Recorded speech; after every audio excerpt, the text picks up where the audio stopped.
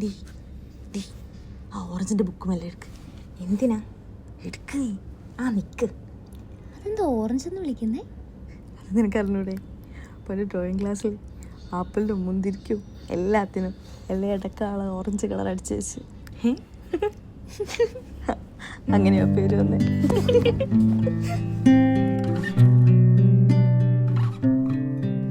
നവീന ശിലായുഗം മനുഷ്യ ജീവിതത്തിലെ സമൂലമായ മാറ്റത്തിന് തുടക്കം കുറിച്ച കാലമാണിത്.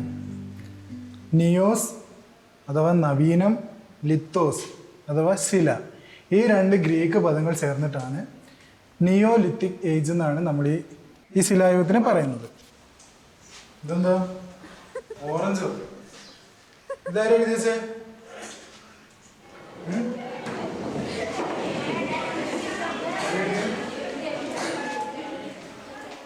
ആരാ ഓറഞ്ച് ഇവിടെ?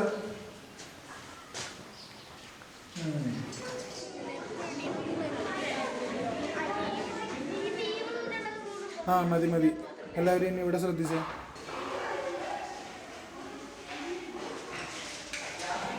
മൃഗങ്ങളെ ഇടയ്ക്ക് വളർത്താനും കൃഷി ആരംഭിക്കാനും മനുഷ്യരെ പ്രേരിപ്പിച്ച ഘടകങ്ങൾ എന്തെല്ലാം ആണെന്ന് അവിടെ പട്ടിക കൊടുത്തിട്ടുണ്ട്. നോക്കിക്കേ, കണ്ടോ?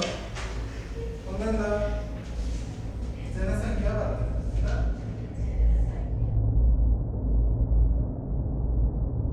എണ്ണത്തിലുണ്ടായ വർദ്ധന. രണ്ട് നോക്കുക. മനുഷ്യാധിവാസ കേന്ദ്രങ്ങളുടെ എണ്ണത്തിലുണ്ടായ വർദ്ധന.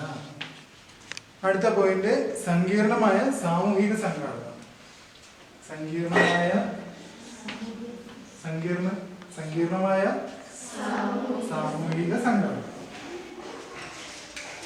ശരി, അവസാനത്തെ പോയിന്റ് അപർണ പറഞ്ഞേ. സാങ്കേതിക വിദ്യയിൽ വന്ന മാറ്റം. സാങ്കേതിക വിദ്യയിൽ വന്ന മാറ്റം. ഇത് പരീക്ഷയ്ക്ക് ചോദിക്കേ, എല്ലാവരും നോട്ട് ചെയ്ത് വെച്ചോ.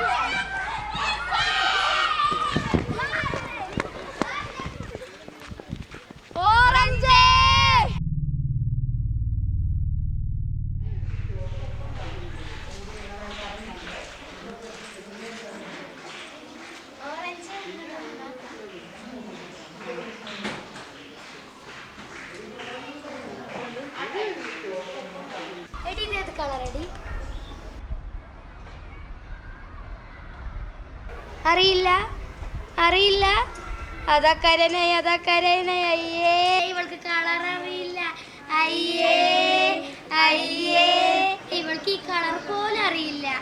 എന്താണ് അശ്വതി? മക്കളെ, നമ്മുടെ ടെക്സ്റ്റ് ബുക്കിലെ ചമയപ്പെട്ടി എന്ന് പറയുന്ന ഭാഗം നിങ്ങൾ കണ്ടോ? അവിടെ ആ ചിത്രം ഒന്ന് നോക്കിക്കേ. അതിൽ ഓരോ വ്യക്തികളും വളരെയധികം വ്യത്യസ്തരാണ് അല്ലേ? ഇതുപോലെ നമ്മുടെ ചുറ്റുമുള്ള മനുഷ്യരും വളരെയധികം വ്യത്യസ്തരാണ്. അവരുടെ രൂപത്തിൽ, വേഷത്തിൽ, ചമയത്തിൽ, ഭാവത്തിൽ, ചിന്തയിലൊക്കെ നമുക്ക് ധാരാളം വ്യത്യാസങ്ങൾ തിരിച്ചറിയാൻ കഴിയും.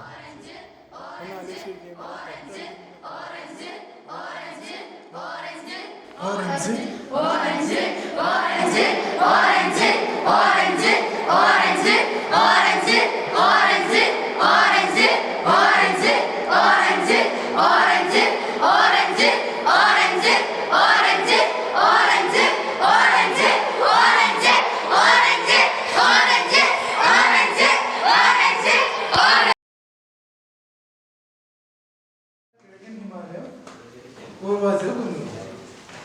ബ്രഹ്മപുത്ര താഴേക്ക് കിഴക്ക് ഹിമാലയ പർവ്വതം, വടക്ക് തെക്ക് ദിശയിൽ നിങ്ങൾക്കൊന്നും മനസ്സിലാകുന്നത് എനിക്ക് മനസ്സിലായി. ഇനി 500 മുതൽ 3000 മീറ്റർ വരെ ഉയരമുള്ള ഈ കുന്നുകൾ